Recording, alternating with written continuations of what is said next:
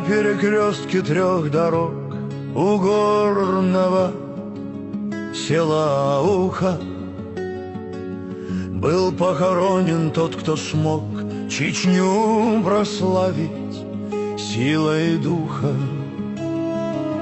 Великий гордый человек, не в жизни ставший на колени,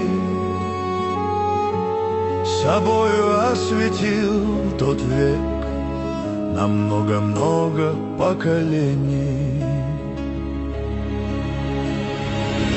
Был воин символом борьбы непокоренного народа.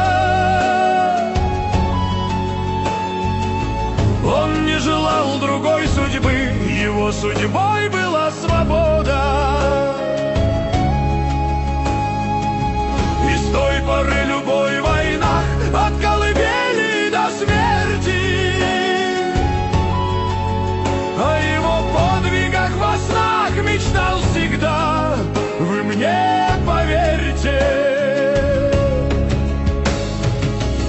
он был для всех, как свет в ночи, дни испытаний для народа.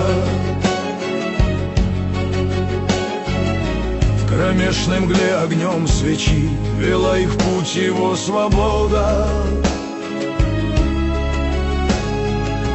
Камнеподобный Байсангур, алмаз великого Кавказа. Его так много лживых шкур поймать пытались раз от раза. Не признававший слова плен, сметал врагов, как пыль с папахи. Свободу поднимал с колен, и шли на смерть за ним вайнахи. И даже в свой последний час, в глаза смотревший смерти воин, так много разных жизней спас, пусть будет им Аллах доволен. Свободолюбие его чтят все чеченцы век от века. Он символ чести для того, кто верит в силу человека.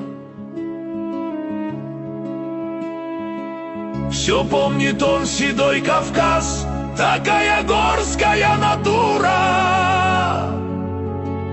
И с тех времен ведет рассказ про жизнь Вайнаха Байсангура.